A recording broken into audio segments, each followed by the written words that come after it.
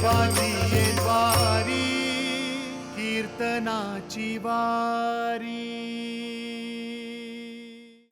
नमस्कार मंडळी, देवाची ये द्वारी कीर्तनाची वारी या भक्ती जागरामध्ये तुम्हा सगळ्यांचं मनापासून स्वागत। आयुष्य जगत असताना माणसाने देवाची भक्ती केली पाहिजे। ईश्वरी कृपेशिवाय माणसाला दुसरी कुठलीही शक्ती तारू शकत नाही। म्हणूनच या देवाची भक्ती कशी करायला हवी हे आपल्याला आजच्या कीर्तनातून समजावून सांगणार आहे। तर बघूया हरिभक्त परायण संदीपदास महाराज पडवळ त्यांच्या कीर्तनातून आपल्याला काय सांगतायत ते।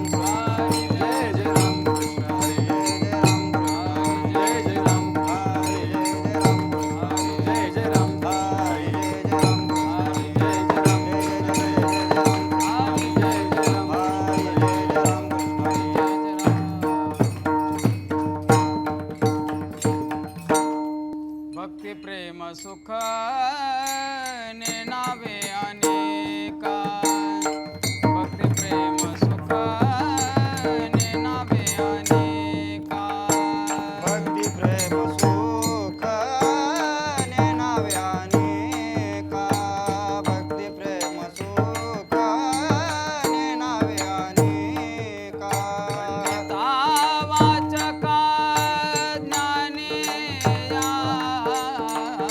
पंडिता वाचका ज्ञानियासे आत्मनिष्ठ जरी झाले जीवन मुक्त, आत्मनिष्ठ जरी झाले जीवन मुक्त, पंडित वाचका ज्ञानी आसी, पंडित वाचका ज्ञानी आसी, आत्मनिष्ठ जरी झाले जीवनमुक्त, आत्मनिष्ठ जरी झाले जीवनमुक्त, हरी भक्ती सुख दुर्लभत्या,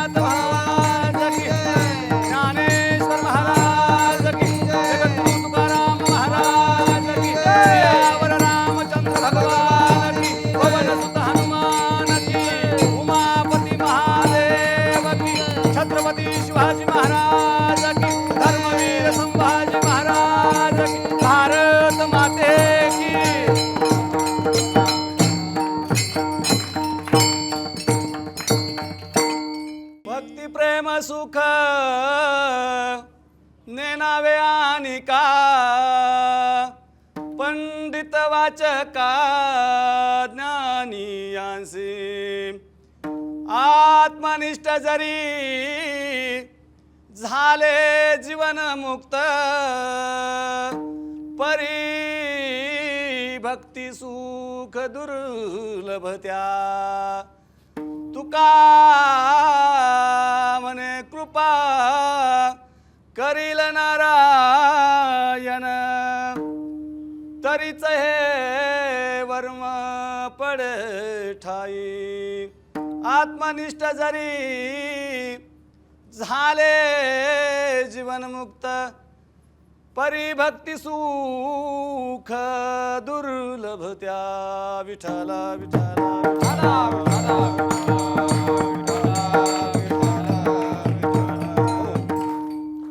प्रस्तुत प्राप्त प्रसंगी कीर्तना करता निवडलेला भंग जगदवंदने जगद्गुरु साधकांचे मायबाप वैरागाचे मूर्तिमंत पुतळे देहनिवासी संत तुकोबाराय यांचा भक्तीचं महत्त्व प्रतिपादित करणारा महत्त्वाचा असा 3 चरणाचा अभंग यासाठी निरूपणासाठी निवडला।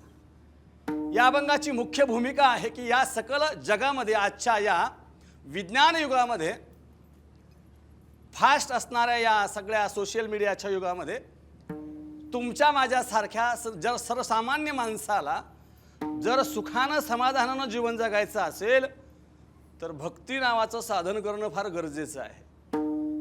मग भक्ती नावाचं साधन जोपासण्यासाठी मानवी जीवनामध्ये या मृत्यू लोकामध्ये सगळ्यात महत्त्वाची गोष्ट जर काय असेल तर ती म्हणजे भक्ती साध्य आहे। पण भक्ती हे साध्य निर्माण करण्यासाठी साधन जे आहे नाम संकीर्तन साधन पै सोपे।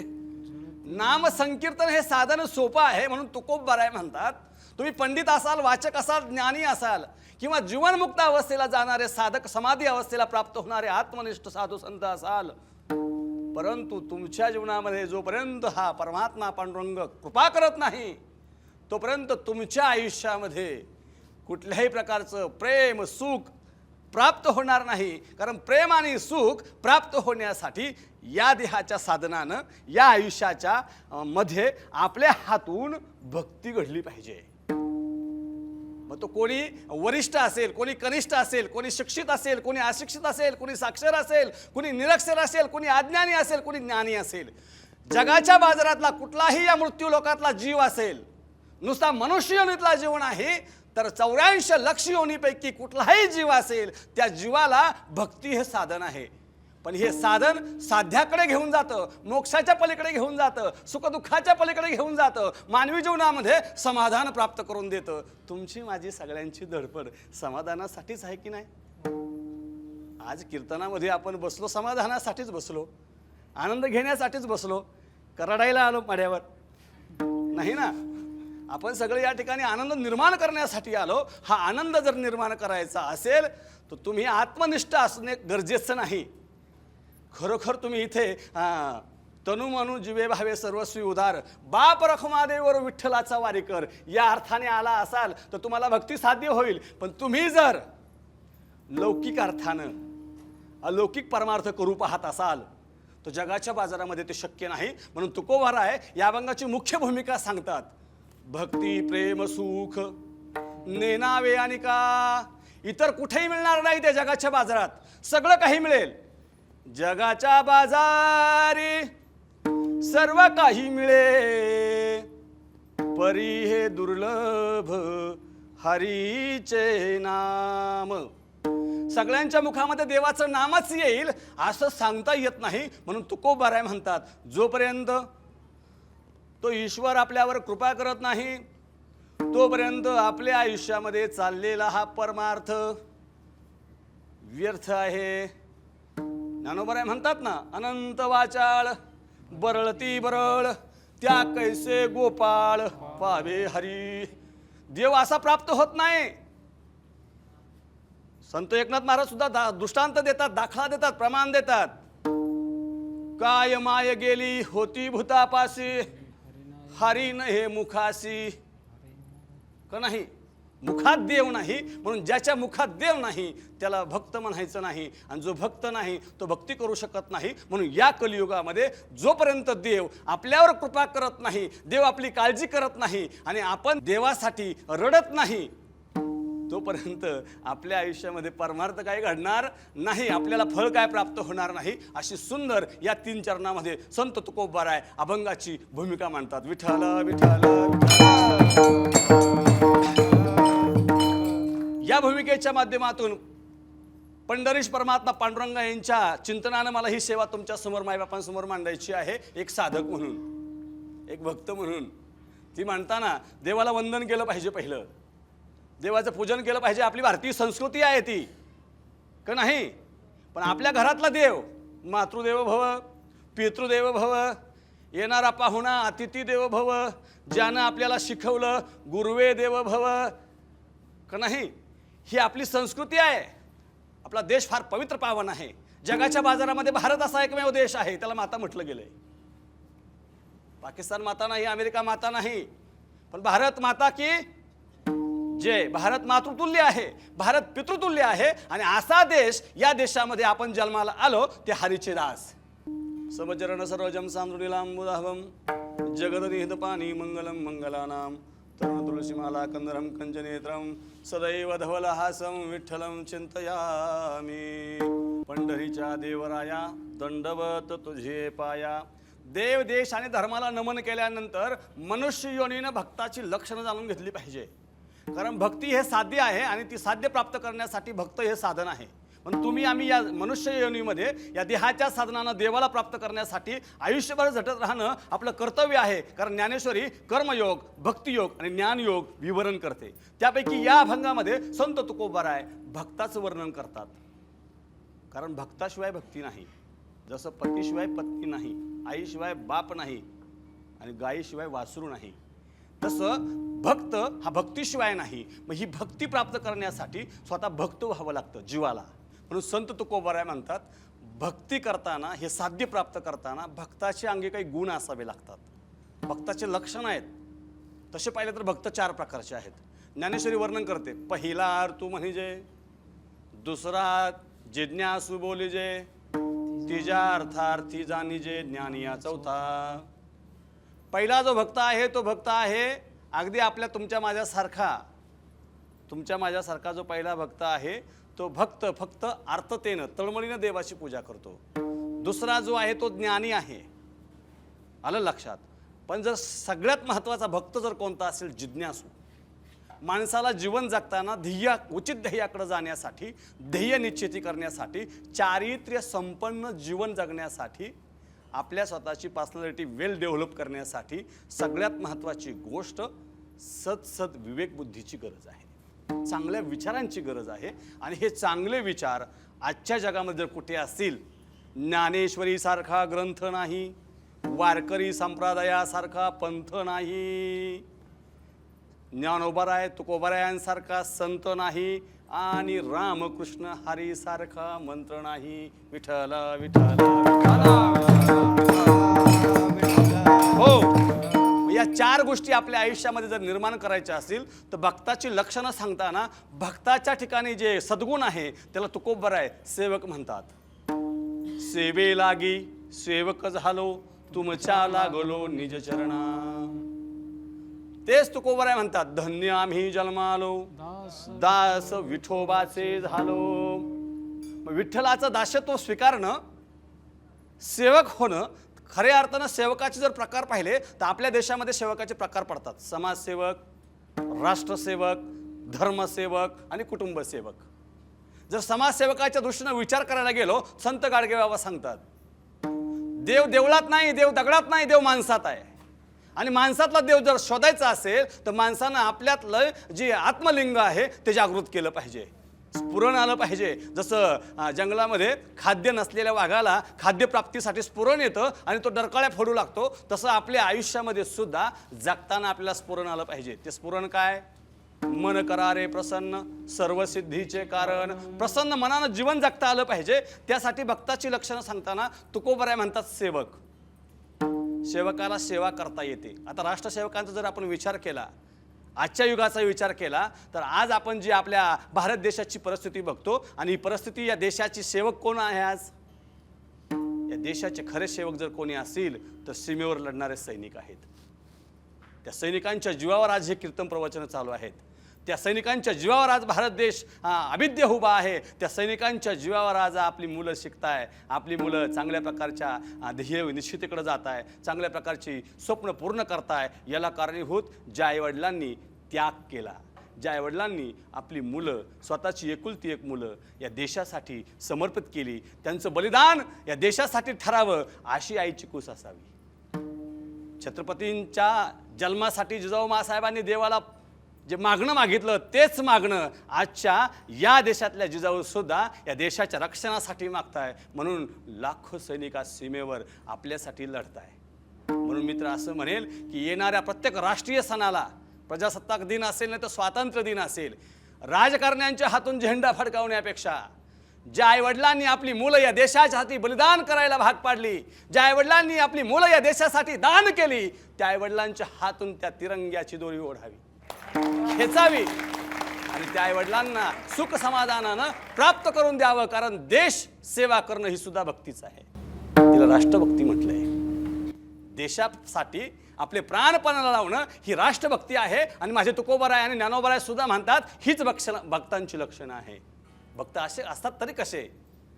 जो का खांडावया घाव घाली, का लावणी जेने केली, दोघे एकेची सावली वृक्ष जैसा. माझं झाड बघा ना, आज लोक झाडाचा विध्वंस करताय, पर्यावरणामध्ये ऱ्हास करताय आणि स्वतःवर दुःखाचे डोंगर ओढावून घेताय. पण ते झाड बघा, त्या झाडामध्ये लावणाऱ्यालाही तेच प्रेम देतं आणि तोडणाऱ्याला सुद्धा तेच प्रेम देतं. झाड कुणामध्ये भेद करत नाही. अर्जुना, तो माझा भक्त आहे. पार्था जयाची ठाई, वैषम्याची परी नाही, रिपू मित्रा दोही सरिसा पाडू. अरे जो शत्रू आणि मित्रावर सारखं प्रेम करतो तो माझा भक्त आहे. प्रभू रामचंद्र आदर्श राजा, आदर्श पिता, आदर्श शत्रू, आदर्श मित्र, आदर्श सखा आणि आदर्श बाप सुद्धा प्रभू रामचंद्र, की ज्यानं मित्रावरही फार मोठं प्रेम केलं आणि मित्राचा सुद्धा उद्धार केला. म्हणून भक्ती, देशभक्ती, राष्ट्रभक्ती, धर्मभक्ती जर बघायची तर स्वामी विवेकानंदांना विचारा धर्माची भक्ती कशी असते. गीता हा सकळ धर्मग्रंथांचा पाया आहे आणि गीता हाच ग्रंथ सकळ धर्मग्रंथांचा कळस सुद्धा आहे. हे शिकागो परिषदेमध्ये अगदी नाकाच्या सरळ रेषेत जाऊन सांगणारे स्वामी विवेकानंद या जगाला सांगतात जीवनामध्ये जर खरा आनंद प्राप्त करायचा असेल तर 84 लक्ष योनी, ज्या योनी आहेत ना मृत्यू लोकामध्ये, विज्ञानानं संशोधन केलेले आत्ताचे जे काही 5-50 विषय असतील, पण ज्ञानेश्वरी ग्रंथ 364 विषय वर्णन करतो. त्या 364 विषयांमध्ये येणारे विषय एकच सांगतात, जगाच्या बाजारात कोणी गरीब नाही, कोणी श्रीमंत नाही, कोणी मोठा नाही, कोणी लहान नाही, कोणी वरिष्ठ नाही, कोणी कनिष्ठ नाही, कोणी भक्त नाही, कोणी अभक्त नाही, सगळे सारेच केच आहे. हे ज्ञानोबरायांचं वचन आहे. ज्ञानोबरायांचं वचन आहे. विश्व प्रार्थना करताना ज्ञानोबराय म्हणतात की या जगाच्या बाजारामध्ये भक्त निर्माण करणारा एकमेव देश जर कोणता असेल भारत, आणि या भारत देशाला भक्त निर्माण करण्याची ताकद जर कोणी दिली असेल तर साधू संतांच्या विचारांनी, साधू संतांच्या साहित्यानं आणि साधू संतांनी लिहून ठेवलेल्या विज्ञान युगातील आध्यात्मिक प्रवृत्तीमुळे. म्हणून आजच्या जगामध्ये तुम्ही आम्ही भक्त या समर्पक योजनेकडे जाताना, भक्ताची लक्षणं आपल्या अंगी बांधवताना आपण सतत नामस्मरण केलं पाहिजे. विठ्ठल विठ्ठल. भक्ताची लक्षणं सांगताना कुटुंबसेवक श्रावण बाळ ज्यानं आईवडिलांची सेवा केली, कुटुंबसेवक होता. धर्मसेवक स्वामी विवेकानंद. याच पद्धतीनं या जगाच्या बाजारामध्ये आशय भक्त होणं हे पंडित म्हणजे वाचून भक्त झाले नाही, पांडित्य करून भक्त झाले नाही, नुसते ज्ञानानं मोठे झाले नाही. ज्ञान माणसाला खूप मोठं करतं, पण ते ज्ञान जेव्हा जगाच्या बाजारामध्ये जगाच्या कल्याणासाठी वापरू, जगाच्या कल्याणा संतांच्या देह जिजविती परोपकारे, आपल्याकडे असणारं ज्ञान जेव्हा आपण जगाच्या कल्याणासाठी, जडजीवांच्या उद्धारासाठी वापरू तेव्हा आपण संत पदाला जाऊ. म्हणून नुसतं पंडित होऊन फायदा नाही, नुसतं ज्ञानी होऊन फायदा नाही, नुसतं वाचक होऊन फायदा नाही. भक्ती सुख जर खरं प्रेमानं आपल्याला निर्माण करायचं असेल तर तुकोबराय म्हणतात भक्ती हेच साध्य आहे. अभंगाचं पहिलं चरण. भक्ती प्रेम सुखने नावे अनेका, भक्ती प्रेम सुखने नावे अनेका, भक्ती प्रेम सुखने नावे अनेका, भक्ती प्रेम सुखने नावे अनेका.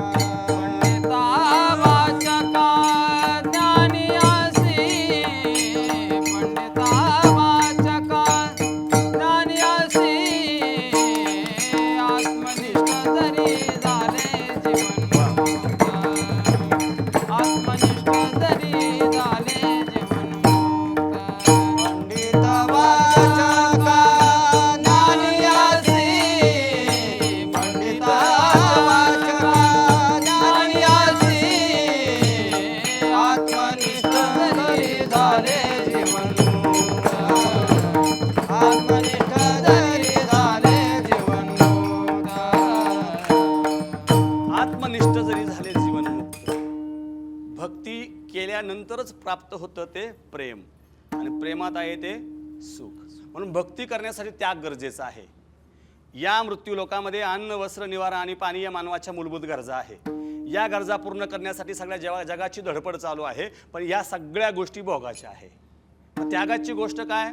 भक्ती. त्यागाची गोष्ट काय?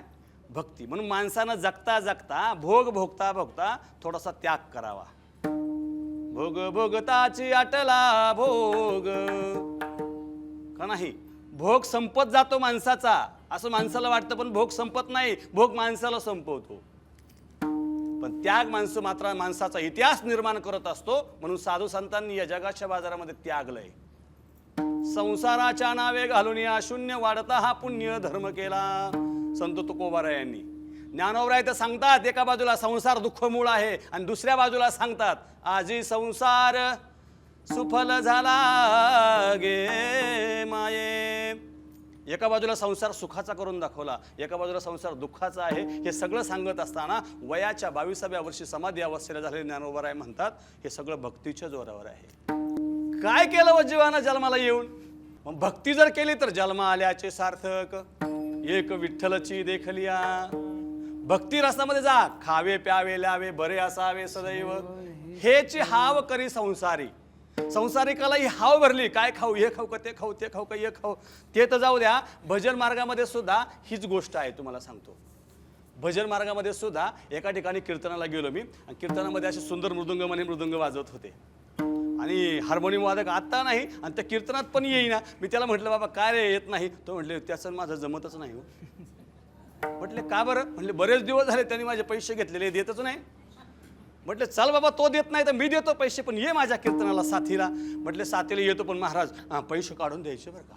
मी म्हटलं 100% देतो बाबा पैसे काढून. आलो कीर्तनाला, तो बसला हार्मोनियम वाजवायला, मृदुंगमनी मस्त पखवाद वाजवायचा, आणि झालं ना भजन सुरू, रामकृष्ण हरी, तो वाजवायचा, सारे गम पदनिसा, सारे गम पदनिसा. त्याचा ऐकलं, याला काय रावण, हा वाजवायचा, नादिन धिना नादिन धिना नादिन धिना. झालं ना सुरू. मला काय त्यातलं स्वरज्ञान नसल्यामुळे कळे ना, पण पाठीमागे एक जागरण करणारा माणूस बसलेला होता. जागरण करणारे एकतारीवाले, ते तुंतुनेवाले परफेक्ट असतात बरं का, स्वराचे परफेक्ट.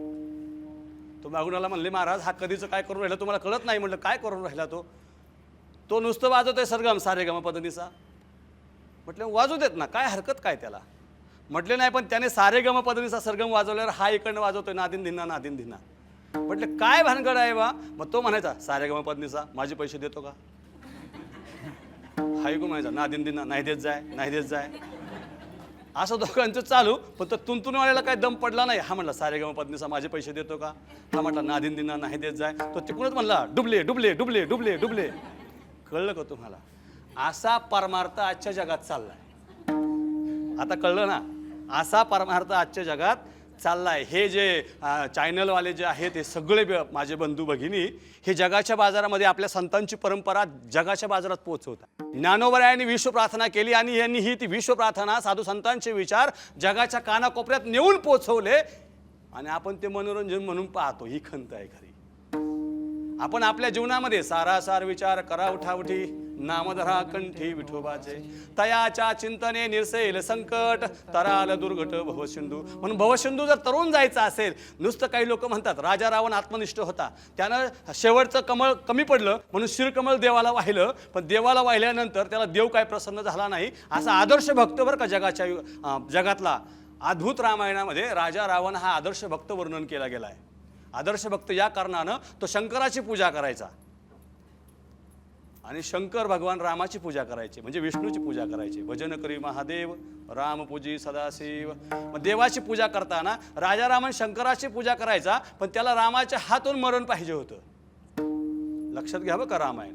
राजा रावणाला रामाच्या हातून मरण पाहिजे होतं, म्हणून नारद महर्षींना मध्यस्थी केलं आणि विचारलं, आता मरण कसं घ्यावं? म्हटले मरण घ्यायचं असेल एक तर भजन कर, नाही तर युद्ध कर. म्हटले भजन माझ्या बापाला माहिती नाही, युद्ध मी करू शकतो, मी लढू शकतो, कारण लढणं हा आमचा धर्मच आहे. म्हटले पण लढायला काहीतरी कारण पाहिजे. म्हटले कारण आहे ना, जगाच्या बाजारात लढायचं म्हटलं ना, एकच कारण आहे, तू त्याची बायको पळून आण, म्हणजे कुरापत काढ. पण रावण फार शुद्ध सात्विक होता. राजा रावण सीतामातेला पळवण्यासाठी पंचवटीमध्ये नाशिक क्षेत्री आला, पण पळवताना जे उद्गार काढले ती आमच्या देशाची संस्कृती आहे. म्हणून आमचा देश जगात महान आहे. राजा रावणानं सीतामातेला पळवताना जे उद्गार काढले ते अतिशय सुंदर आहे. गोसाव्याचा वेश धारण केला आणि सीतामाईला म्हणतो, माते भिक्षान देही, आई मला भिक्षा वाढ. साहित्य काय वर्णन करतं रावणाचं मला त्याच्याबद्दल बोलायचं नाही, पण आदर्श संस्कृती सांगतं की गोसावी याचा अर्थ तुकोबराय वर्णन करतात. काम क्रोध बंदी खानी, तुका म्हणे दिले दोन्ही, इंद्रियाचे स्वामी आम्ही झालो गोसावी. ज्याला काम आणि क्रोध आवडता आला. आजच्या जगाच्या बाजारामध्ये ज्या अनैतिक गोष्टी घडताय, जे अनेक अत्याचार घडताय, जे तुमच्या माझ्या बहिणीवर, तुमच्या माझ्या आईवर, तुमच्या माझ्या लेकीवर जे अनेक प्रकारचे अतिप्रसंग होत आहे, याला कारण आहे उफाळलेला काम आणि उफाळलेला क्रोध. रागाच्या भरामध्ये वाया चाललेली तरुणाई आजच्या जगामध्ये अशा प्रकारचं विध्वंसक काम करते. हे काम टाळण्यासाठी त्यांना आदर्श राजाचं उदाहरण दिलं पाहिजे आणि तो राजा रावण आहे. विठ्ठला विठ्ठला विठ्ठला. आई म्हणून सीतेला पळवलं, पण सीता साक्षात भक्ती होती. भक्ती लक्षात घ्या, रावण भक्त होता, सीता भक्ती होती. आणि भक्ती पळवली का? कारण भक्तीच्या मागे देव आहे. नारदा माझे भक्त गाती जेथे, आहे का नाही? जेथे कीर्तनाची जागा तेथे देव उभा. देव इथे उभा आहे आणि म्हणून तो देव नारदा माझा भक्त जिथं गातो ना तिथं मी असतो. आणि म्हणून भक्तीला पळवलं राजा रावणानं. एकट्याचा उद्धार नाही केला, लक्षात घ्या. आत्मनिष्ठ होता, त्याला एकट्याला जीवनमुक्त होता आलं असतं. पण राजा रावणानं सीतामातेला लंकेत पळवून नेलं आणि पळून नेल्यामुळे प्रभू रामचंद्र सीतेच्या प्रेमात वेडे झाले, देव असून सुद्धा. आपण नुसतं म्हणतो तुझ्यासाठी काही पण राम सुद्धा सीतेला म्हटला. राम राजा होता बरं का, देव नाही. लक्षात घ्या माझे उद्गार. पण काही लोकांनी रामाला देव बनवलंय, पण तो क्षत्रियांचा राजा होता, आदर्श राजा होता. आणि म्हणून आदर्श राजाची लक्षणं आपल्यात पाहिजे. आपण नुसतं देव म्हणून त्याची पूजा करू नका, तर त्याच्यातले गुण आपल्यामध्ये भरा आणि आदर्श राज्य निर्माण करा. झाले रामराज्य काय उनी आमासी, धरणी धरी पीक ओळल्या गाई म्हशी. अहो गाई म्हशी पाळा ना, जर्सी नाही गावठी. कारण जर्सीचं दूध पिऊन लोक जर्सी होत चालले का नाही? हायब्रिड खाऊन खाऊन लोकांचे विचार आहे हायब्रिड, लोकांचे आचार आहे हायब्रिड. आणि सगळ्यात महत्त्वाची गोष्ट सांगू, विज्ञान युगामध्ये आजार सुद्धा आले हायब्रिड. कुठले रोग होतात कळत सुद्धा नाही माणसाला. कुठलेही म्हणजे साथीचे रोग येतात. जाऊ द्या, तिकडं जायचं नाही मला. राजा रावणानं सीतेला पळून नेलं लंकेमध्ये, एकट्याचा उद्धार केला नाही, तर रामाचं नामस्मरण करता करता नाम चांगले चांगले माझे कंठी राहो भले, कपिकुळ उद्धरिले मुक्त केले राक्षसा. राक्षसांचाही उद्धार ज्या नामामुळे झाला ते माझ्या प्रभूचं नाव आहे, ते माझ्या देवाचं नाव आहे. आणि हे देवाचं नाव ज्या मातेनं 100 वर्ष जपलं, जिनं 100 वर्ष देवाची वाट पाहिली, 100 नाही 1000 वर्ष वाट पाहिली, ती शबरी माता सतत म्हणायची, आज मेरे राम जी का वन होगा, शबरी के कुटिया का पावन होगा. 100 वर्ष वाट पाहिली. प्रभू रामचंद्र तिला प्रसन्न झाले. कृष्ण अवतारामध्ये ती राधा झाली. देवानं तिच्यावर प्रेम केलं. भक्ती प्रेम सुख नेनावे अनेका. म्हणून तुकोबराय म्हणतात की जरी आत्मनिष्ठ जगाच्या बाजारात असतील, जरी ते जीवनमुक्त होणार असतील, परंतु त्यांना भक्ती सुख मिळणार नाही. अभंगाचं दुसरं चरण. आत्मनिष्ठ जरी झाले जीवन मुक्त,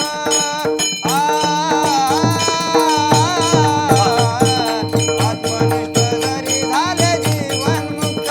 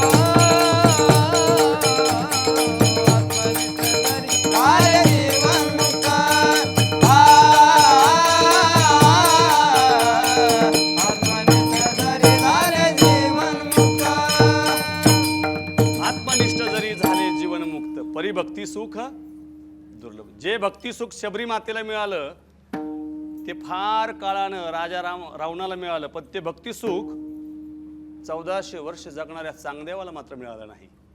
मिळालं का? जो 1400 वर्ष जगत असताना जो 100 वर्ष मृत्यूच्या गाढ निद्रेमध्ये असायचा आणि जिवंत झाल्यावरती मेलेल्या सगळ्या माणसांना जिवंत करायची एवढी ताकद होती कुणात? चांगदेवात. जीवनमुक्त.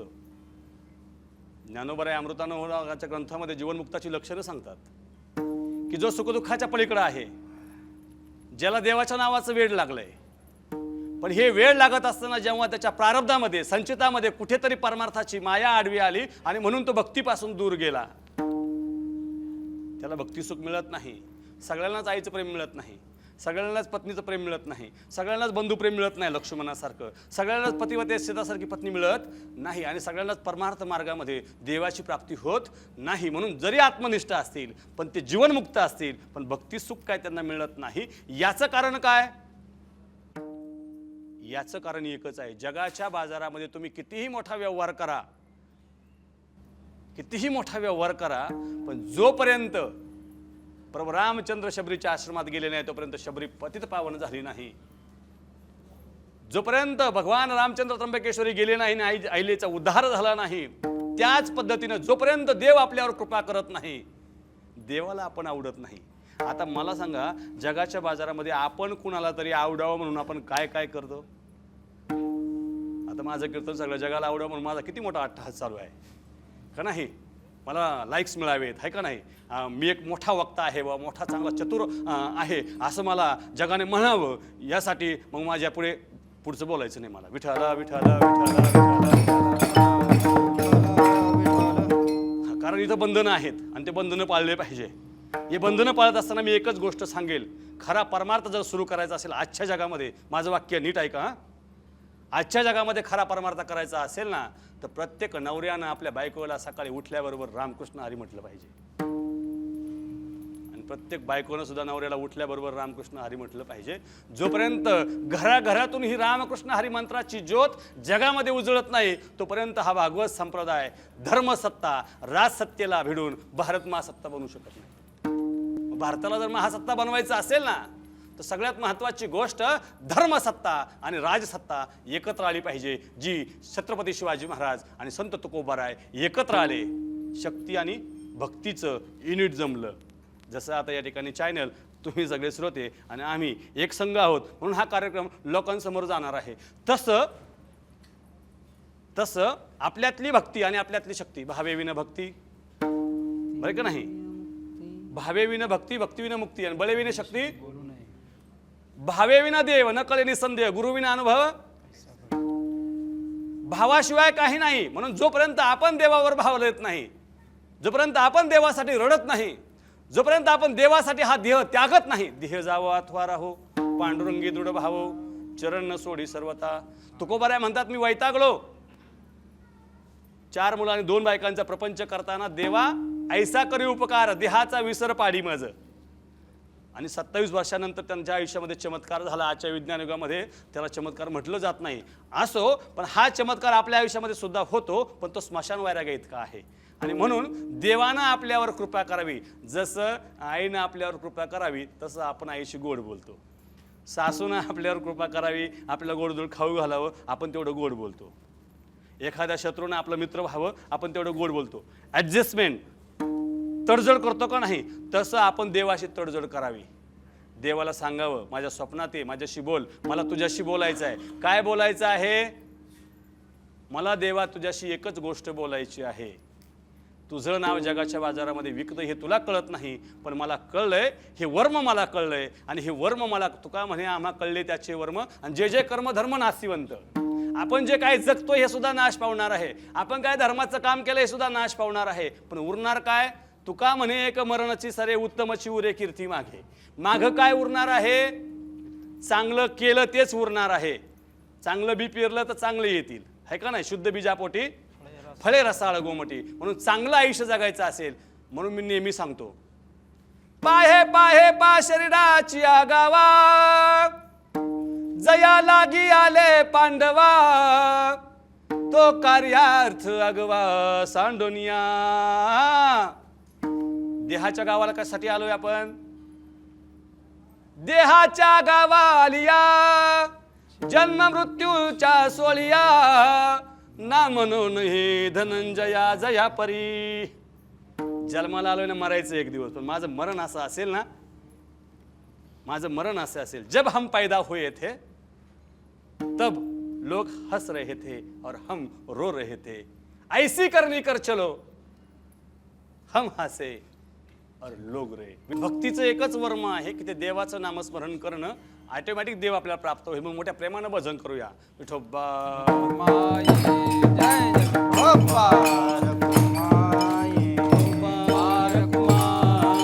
टाळी वाजवा, टाळी वाजवा.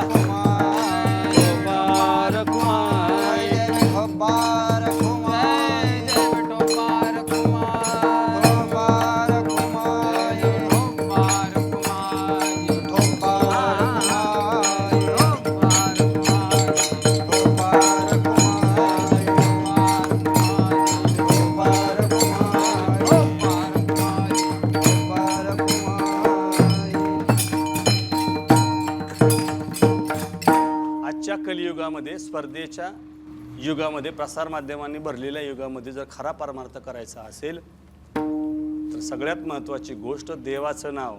मुखी नाम हाती मोक्ष ऐसी साक्ष बहुतांची. आपल्या मुखामध्ये देवाचं नाव पाहिजे. कामामध्ये काम काही म्हणा, राम राम जातील बहुश्रम सुख होईल. दुःखाचे नुसते कीर्तन ऐकून चालणार नाही, कीर्तन जगली पाहिजे. कारण कीर्तन जगल्यावर कीर्तन चांग होय अंग हरिरूप.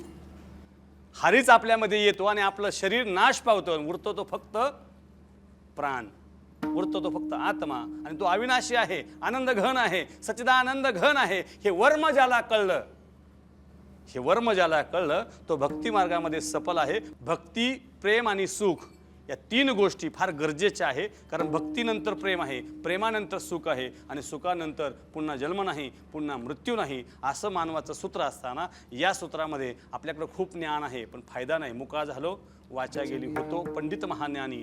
ज्ञानानंच माणूस समाधानी होईल असं अजिबात नाही, पैशानं समाधानी होईल असं अजिबात नाही. खरं सुख जर मिळेल देवा कारणे भावत अस्मात.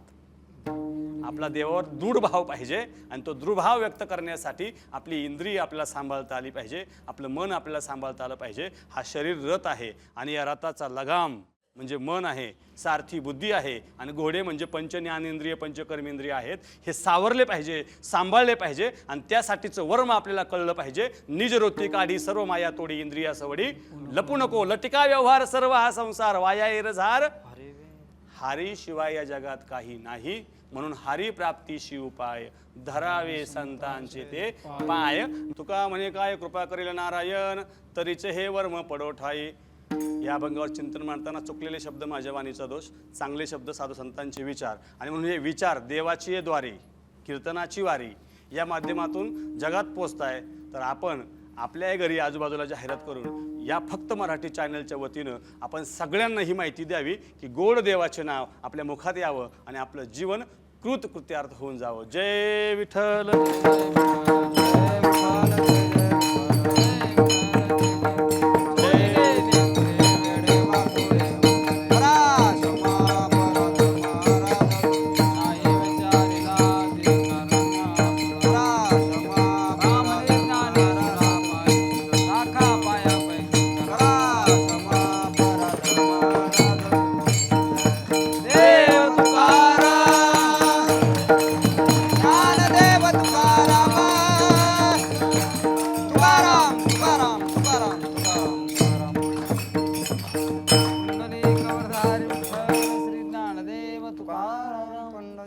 भगवान की जय. निवृत्तीनाथ महाराज की जय.